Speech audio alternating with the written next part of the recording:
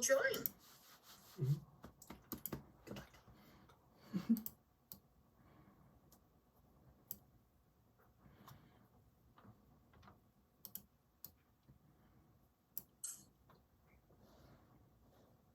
Well, hi, everybody. Good afternoon. My name is Carrie Mahoney, and I'm with the ARC of Massachusetts. And I am thrilled to have all of you on board today to learn more about supported decision making. We have two, I want to say, experts. They're very well known. They've been very informative and wonderful in sharing their experiences with supported decision making and through some very challenging times. So I am going to turn it over to Jonathan Gardner and his mom and supporter, Nancy Gardner, and they're going to talk a little bit about who they are and their story and how they're making it work. So welcome. Hello, everyone. My name is Jonathan Gardner. Sorry, I'm being the support person now. I'm telling him to change the slide. Continue. Sorry. This is live, people. I know.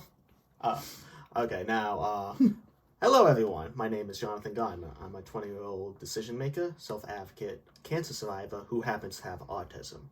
Since the age of 13, my vision has always been to help others in any way I can. I have many different types of support and supporters that help me live my best life. Let me introduce you to one of my support people, my mom, Nancy Gardner, who you kind of already met. So, hi everyone. My name is Nancy Gardner, and I am 55 years old. I am a mom to Jonathan and my other son, Eric. I've been married for 27 years to my husband, Glenn, and I am honored to be one of Jonathan's support people. Just going to show that off quick. Supported decision-making is an act relative to authorizing supported decision-making for certain adults with disabilities. The bill numbers are H1485, I said that right, correct? S109. Representative Michael Finn, Representative Sean Gobley, Senator Joan Lovely. This bill allows certain adults, including those with disabilities, to maintain their rights, dignity, and independence by choosing trusted supporters to provide assistance, making decisions about their lives. Supported decision-making is an alternative to guardianship where appropriate. 16 other states plus DC now have supported decision-making. We are behind. Plus, advocates think the bill will save money overall because fewer people will use court time to get a guardianship. This law does not take away anything about guardianship. It just adds another option for people like me who do not need a guardianship, but do need some support. More options are always better, in my opinion. Recording in progress. One sec. A lot of people like me have a guardian. I don't. Instead, I use something called supported decision-making. Supported decision-making is an alternative to guardianship where the person, me, picks a group of people they trust to help them make decisions. I am the decision-maker in my life. This is my support team right here, as you can see right here. I'll do a quick little scroll down since this is in rotation. And I'm also going to just scroll down to the next slide. Let me explain how I got here. When I was 16 and in school, my mom and I were told that I needed full guardianship. This didn't feel right for us. My mom had learned about supported decision-making, and we decided to try it in my life. To me, supported decision-making is just another tool in my toolbox I have. Oops, give me a sec.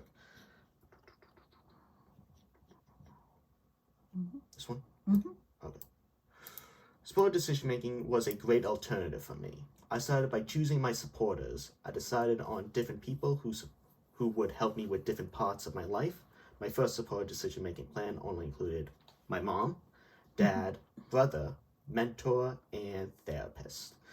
But as I've grown older, my plan had evolved, and I've added many other supporters to my team in different areas in my life. Because of supported decision making lets me keep my rights, I can change my own plan as my needs and life change over time.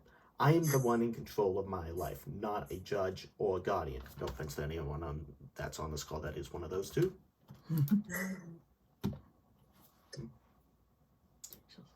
Oh, give me a sec. In 2021, I was diagnosed with Ewing sarcoma, which is a rare form of cancer.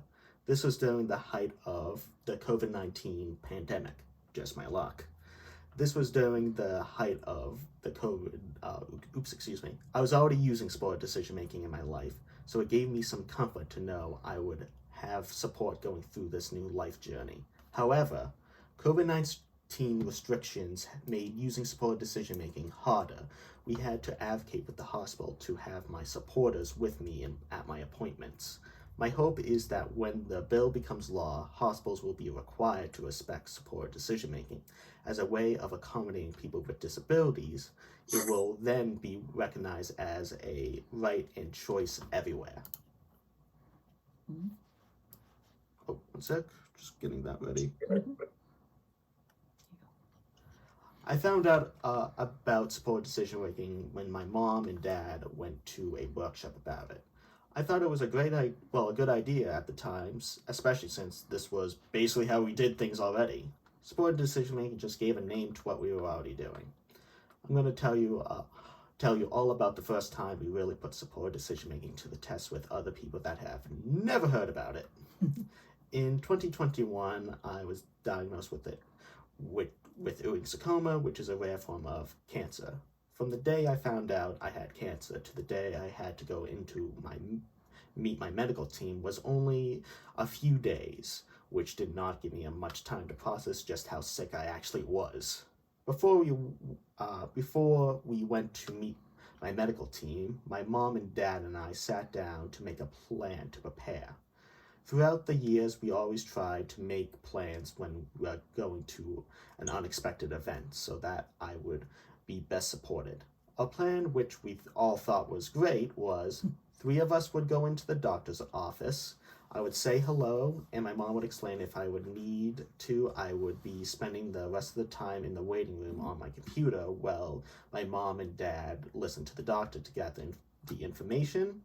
My mom would write down everything the doctor said, and then when they were done talking, my dad would come get me, and my mom would break down the information to me so I would understand it with the doctor's help. We all thought this was a great plan, except the one thing we forgot. We forgot to tell the doctor what to expect when we got there. It took some time took some convincing on our side to the doctor because I was over 18 and HIPAA laws, but thankfully, because my doctor realized that this was going to be the only but thankfully, my doctor realized that this was going to be the only way to get the information into me. He went along with the plan. We are so thankful that my doctor went along with our plan because it really made a difference in my care knowing I was going to get my information the way I felt comfortable and that he was supportive of my way of communication at the time. So this was our first time we ever had to really educate others about supported decision making. We were able to use supported decision making even though there is no law yet in place in Massachusetts. We all looked at supported decision making as, especially right then and there in the hospital, as an essential accommodation that Jonathan really needed to receive his medical care.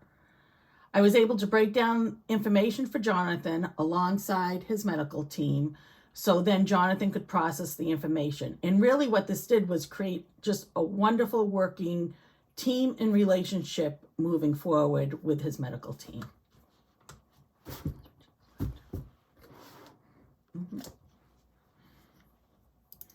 Here's another time that my support person, Eric, who is also my brother, was thinking about me being the decision maker. My brother is 23 years old, and honestly is the best brother and always had my back in everything. He's like a friend to me, as well as always tries to give me many opportunities as I want to be involved with his friends in different settings. One day, my brother was over my house.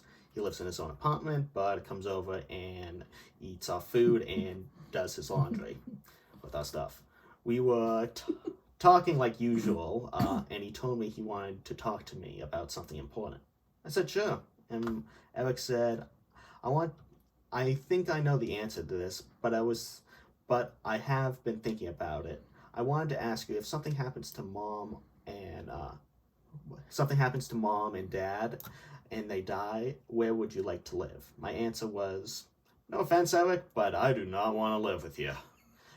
Eric said, that is what I thought you would say, and now I want to know where you would like to live. My answer was, I want to eventually have a wife and kids and live with them.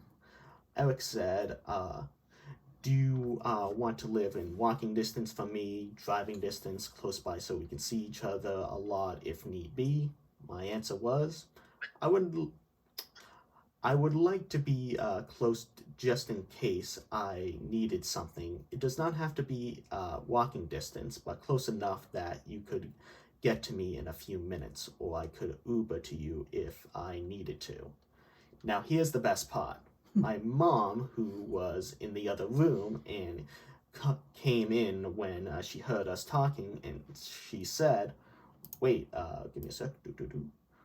Wait, really? I should have had this conversation with you both because I just assumed you would live with Eric, but I'm so glad that you both were able to discuss this and see what everyone's decisions are.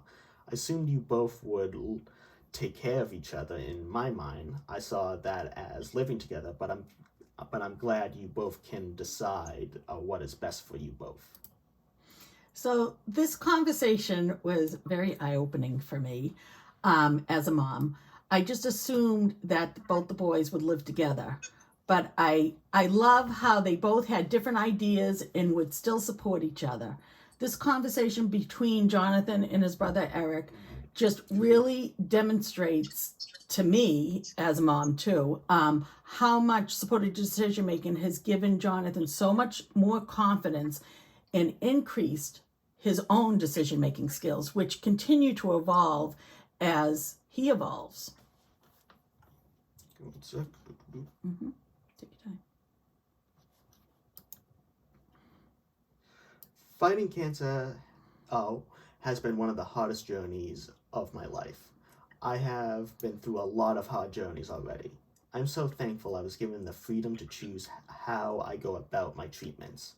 Having been able to use supported decision making during my cancer journey was really life-saving for me and helped me make my own decisions while battling cancer. I would not be the person I am today without supported decision making.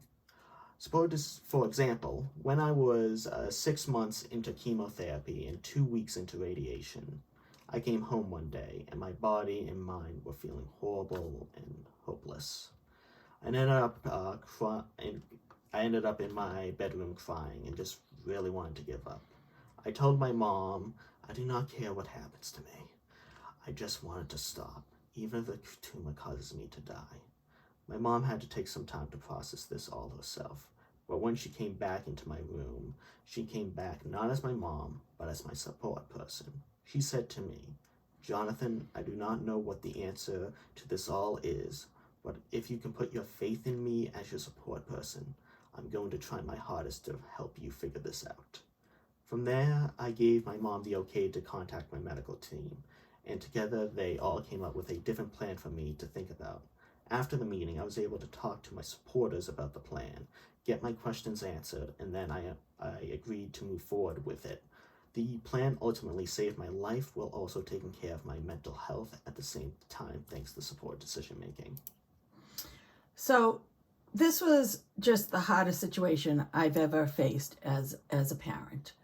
I've been asked so many times what would have been different in this situation if we had had full guardianship for Jonathan. And my answer as nothing would have been different. We had been practicing supportive decision making before Jonathan was sick. And one of the most important parts of supportive decision making for Jonathan is that his voice and wishes be heard. It's always been just really part of his journey. Of course, I did not want Jonathan to stop treatment, but I also saw everything he was going through, and cancer was happening to Jonathan. It was not happening to me. It was his body and his mind, not mine. And as a supporter, it was my job that I took really seriously as his support person and separated myself from being his mother, which is, I don't wish that on anyone, but it does need to be done sometimes. And, I'm okay, honey. It just, it was really my job to make sure his voice was heard and to support him, even if it was a decision that I did not agree with. I am so thankful and feel so blessed that Jonathan was able to be open-minded to let me contact his medical team at this time. We were able to hear what choices that would benefit him, his health, and his mental health. And it's just really important for Jonathan to be the guide of his journey, not for me. Go ahead, sweetie. Supported decision-making truly makes me feel involved with my life. It provided me with choices about when and how I was going to receive my cancer treatments. Because of supported decision-making, I was able to let my body and voice guide me with the help of my supporters. I did not have many choices when it came to having cancer, but at least I was able to control when and how I got through it.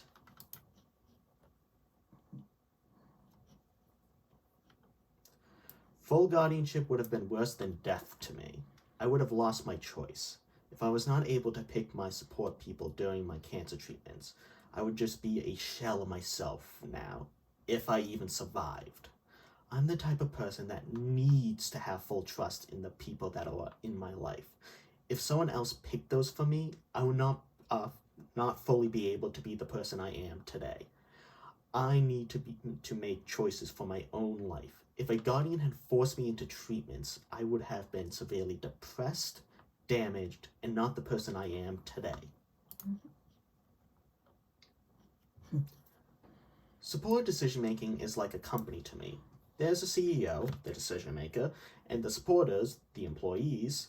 From there, my employees or support people would bring me ideas, and I would either go with the idea or turn them down, and we would think of something else. If I turn down an idea and then my company fails, my employees still will support me and guide me through it all.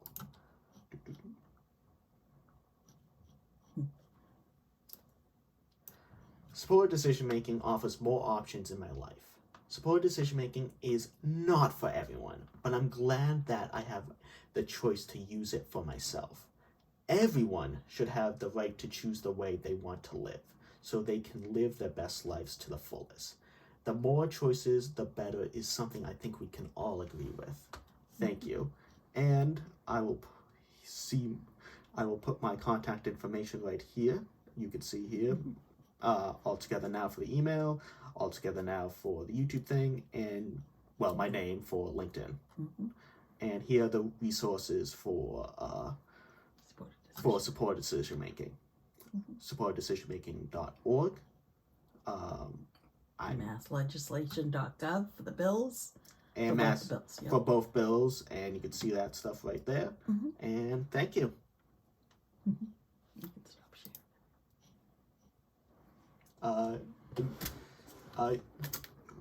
So we can take questions, huh?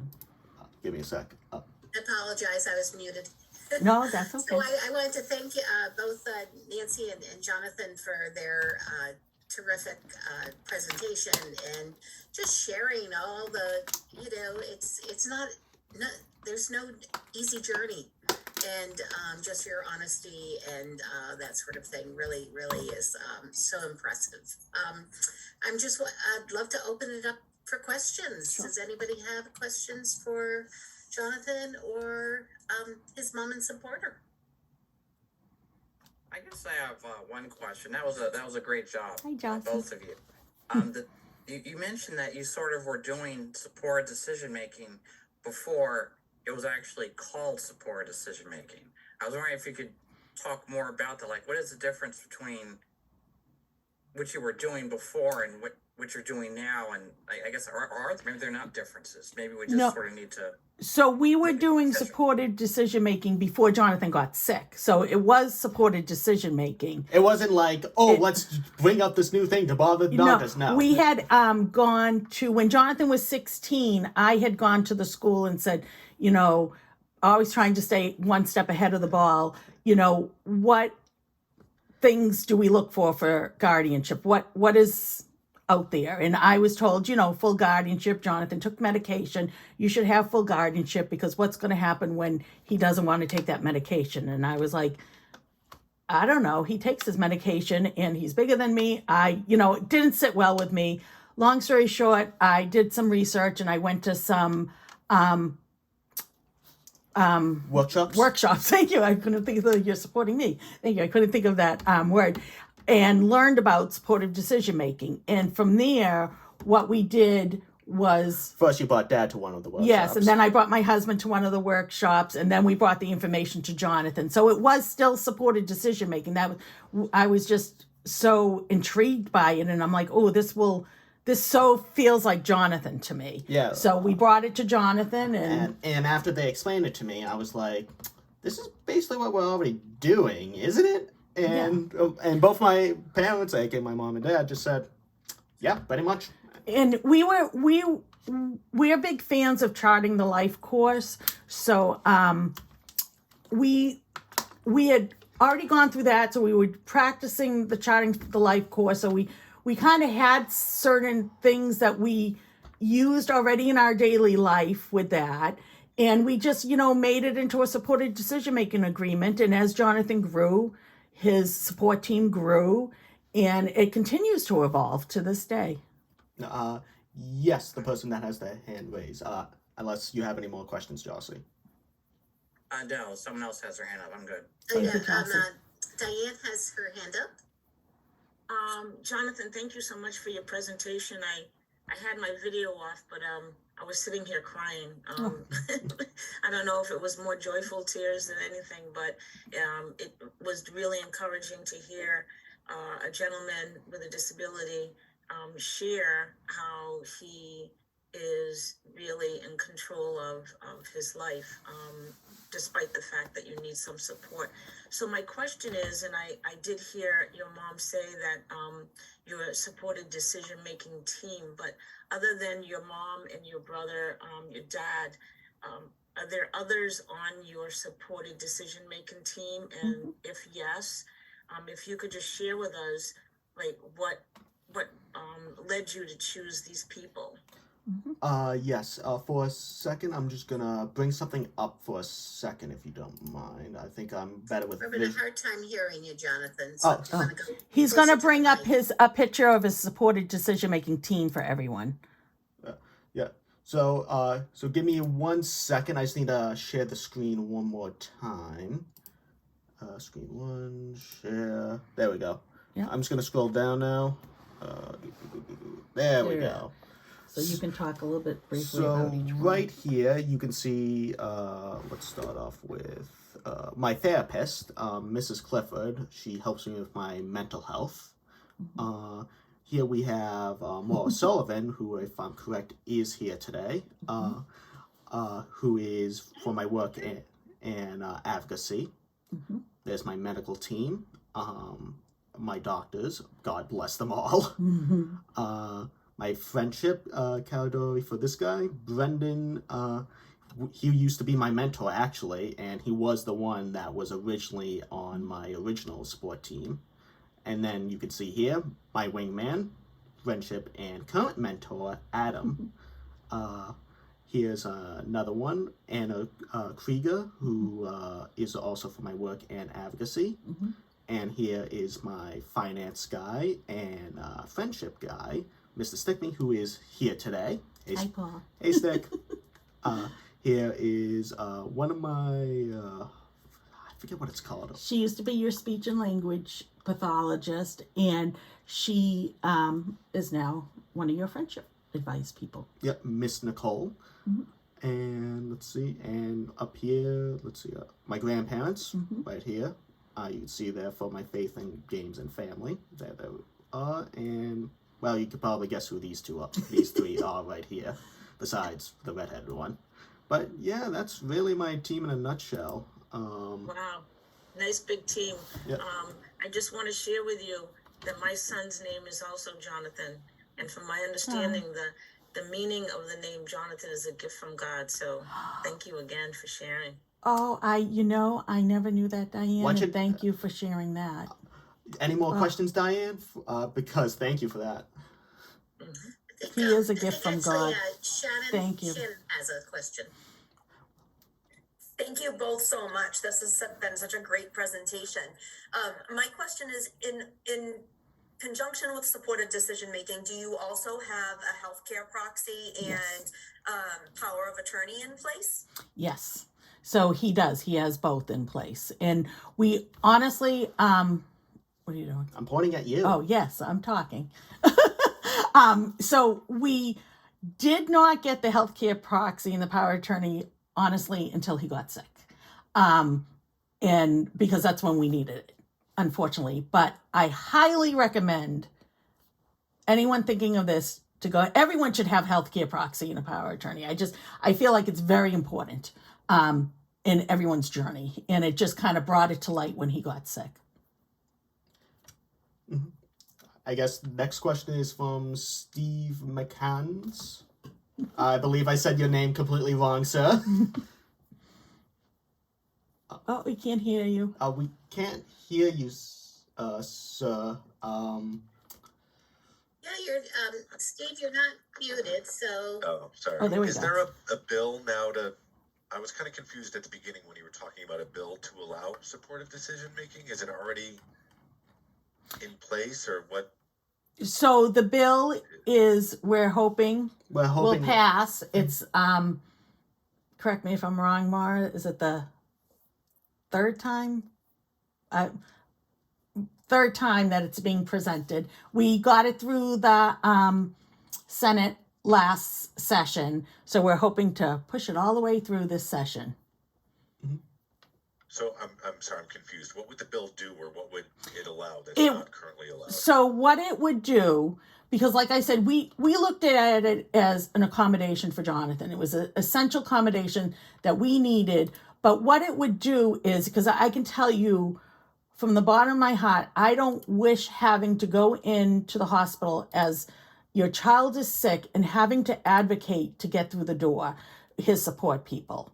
And one of the things it would do is make this just known. Oh, we're here to see so-and-so. He's, he could say, and my mom and dad, or, whoever are here to my support people. And there would be no pushback. We had a lot of pushback when he got sick. And that was the last thing I wanted to do was explain, but I did go in prepared, but it took a lot to get through the hospital doors that first day. And then going into chemo and sitting in the chemo infusion rooms with him, like everything was a process, and this would eliminate that process and just make it law and easy for people living with a disability, because you don't need to have to worry about it. It's law, and it's be that much more easier. And the bill numbers are the bill numbers and the representatives and senator that work on it in the chat. Thank you, Maura, for that. sure. There's a question in chat too. There's a question in chat. Go ahead, Kat. Oh, okay. There's a question in chat. Typically, Yeah, what the question. Oh. Yep. What kind of decisions does the supported decision-making team make? So maybe you can... well, here's an example of how it works. I don't know if this will answer it or not, but I think you know where I'm going with Well, I was going to just say you could just give a specific example, like last time you reached out to Mara as a support person was to ask her about a conference and yeah. different things like that. So- Basically, like work advice, like I would go to them for, say, for example, let's use Works Ann Morrison. She's right there. But, not to call you out, not to call you Mara. out, but you're unmuted, so. I would go to Mara and say, for example, it was something for the Ark or something like that. I would say, hey, do you think this would be a good opportunity? And she would tell me a little bit more about it if she knew a little bit more details than we didn't know, and then we would make the decision from there, basically, like if it would be a good idea or a bad idea. Like, Yeah, so the last time I know, Jonathan was curious about a conference that was brought to his attention. And I remember he said, he asked me, I didn't know anything about it. So he contacted Mara and asked her, what she knew about it and different wait, things I like thought that was Anna. It was both of them, Oh, it but was I both just of them. figured, well, Mara's here. It's not here, so he has two work people, but he did contact two support people for that, actually. And, they both kind of gave some feedback, and from there he was able to decide, how to move forward. Yeah, basically. And he does that for different, he loves to talk. I know Mr. Stickney, I don't want to have to call you out, but is on here who helps him. He loves to run by financial. He loves to listen to financial stories and run by any financial advice Mr. Stickney has to give him. And, just different people giving him the support he's asking for. And he then decides whether he's going to follow that advice or go back and say, hey, I thought about this too, or something like that. And they, it's a support. Just like you and I may have supports. It's not written down on paper, but, I like to go to certain people and ask for certain advice. And that's kind of how it works. Mm-hmm. Yes, so Jossie, you have your hand up? Yes, I guess what I was wondering as to having your team in place, I wonder if that makes it easier, because I know sometimes, for instance, I try to think, who could I ask for advice? I might have to rack my brain for a bit, but it's almost like you almost know, it's like, oh, okay, I have these people. I have a medical question, so I go to this person. I have an advocacy question, I guess I'll go to that person. Yeah. Your team is already in place. Yeah, it does to an extent. Obviously, as you saw on the thing, my dad and mom were a bit of everything, so they're usually the people that I would go to first with anything, really. But if I didn't get an answer that made a little bit more sense from there, then I would go down from there. So if you want to use company terms, like I already used, I'm the CEO, they're the managers, and the rest are the employees. But it does really break it down nice, I think, Jossie, for him, for him to know, oh, this is someone I could go contact for, I'm not feeling well, I'm going to tell my mom. And then from there, if he tells me, I'm like, what do you think about reaching out to the medical team about this? And, we kind of go from it like that. Jonathan does usually run things by me first, but that's what he chooses to do. It would be okay if he doesn't. I know there are circumstances that, when he goes out with Adam, who is his wingman, that Yeah. I do not even want to know the conversations that they're having. Yeah, I've told him some stuff that I haven't even told her. And that's great.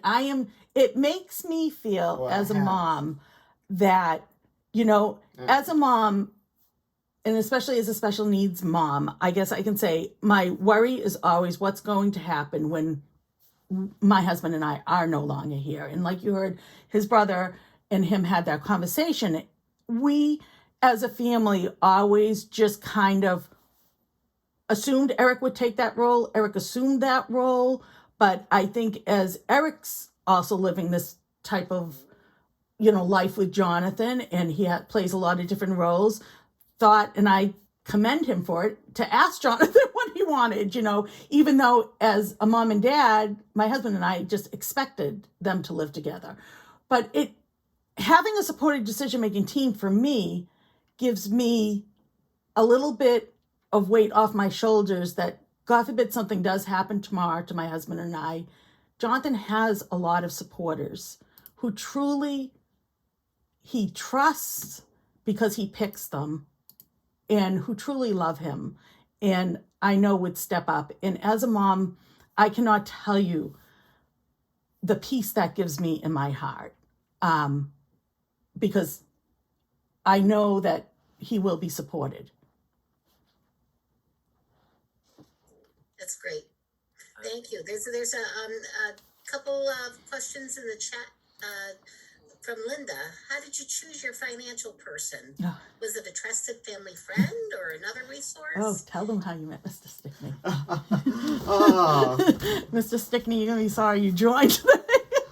I am so sorry. No, tell them a story of But, how you met Mr. Stickney. Yeah. So, how I met Mr. Stickney, it started off as like a little bit of I guess you could say a transaction. I used to have a bakery. I'm going to use that with quotation marks, but I used to make pies for people and get a little bit of cash out of it. So we started off with that. First off, he would, was it that I would hand it off to Can him? I and back up a little bit? Please do. So when we first met Mr. Stickney, Jonathan's therapist, he used to bake pies for her all the time. So it was Thanksgiving time, and she's just like, hey, make me some pies, Jonathan. And she had Mr. Stickney over the house, and he tasted one of those pies and was like, where did you get that pie? And that kind of formed this, okay, now Mr. Stickney wants a pie from Jonathan, and Jonathan was a little anxious to Meet people and trust and open his window of. Can I back up for a second? You go right ahead. This is a loaded question, but so a little bit of a backstory between why I have trust issues. I'm just gonna go into it very briefly, and then we'll get back into the story. So I'll get to that one after this one, but so say for example, so at the age of, when I was in second grade, I was physically and mentally abused by teachers, two different schools. Eventually I was homeschooled by my mom, and from there I severely had trust issues. I feared leaving the house for a while, and from there it kind of built up, and I was finally starting to let myself open up around this time. Now we can continue where we left off. Okay, so Jonathan really had a lot of trust issues. So he trusted his therapist wholly. So she said, this would be nice. So we baked Mr. Stickney a pie, and we brought it over, and we used to kind of just stand in his driveway and hand over the pie, and it developed into a lot of pies, and and Mr. Stickney allowing Jonathan to go at his own pace to get to know him, which eventually would go to, now we're going to chat for for a few minutes. And then it's going to be like, let's just go over to Mr. Stickney's. And then it just became more of a friendship than a transactional thing. And then eventually, recently, is this where you're going with this? Yep. And then recently, eventually, my mom used to be all the time with us. Eventually, we just decided, hey, why don't both of us just go out and, I don't know, let's see the Mario movie, just the two of us. Mm-hmm. And from there, we saw the Mario movie. It wasn't including her, and from there, we had a good time. How was that, Paul? Did we do good? Awesome.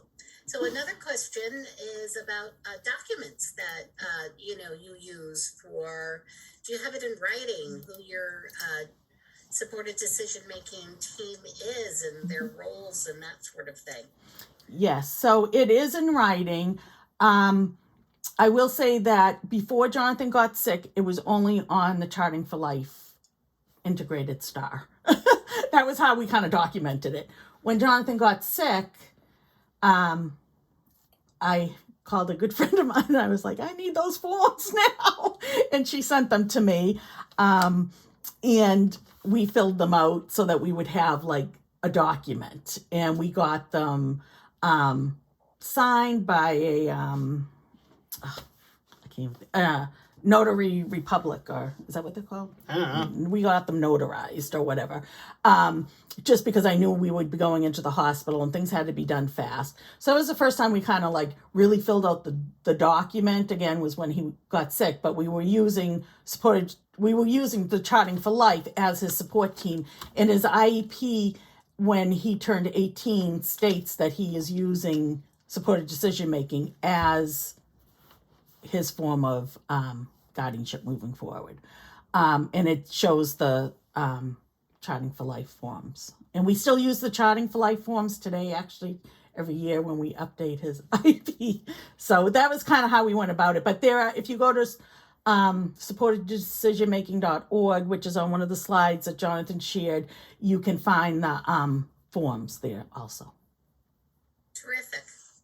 And then Don had a question about in practice, say in a medical situation, will there be situations such as surgery when a person's normal capacity of making one's own decisions would be unable to do so? So I can imagine that supported decision making team would require sign-offs like HIPAA, authorization, privacy to be allowed in the decision-making discussion. I think that this legislation can facilitate this. Any thoughts on that? Well, I think, I remember when Jonathan was first diagnosed, and there was a big push for me to pull guardian papers for Jonathan. It was a big, big push. And I said, no way. And the reason was brought to my attention because what are you going to do if he does not want to continue with treatments? And, I couldn't even fathom anything that was going on. So I said, I don't know. But again, like I said when we were going over the presentation, it still wouldn't have been done differently. If Jonathan needs surgery and let's say doesn't want to have it, that would be his decision. We would of course meet as his supporters, and I would think he'd want to talk to his medical team.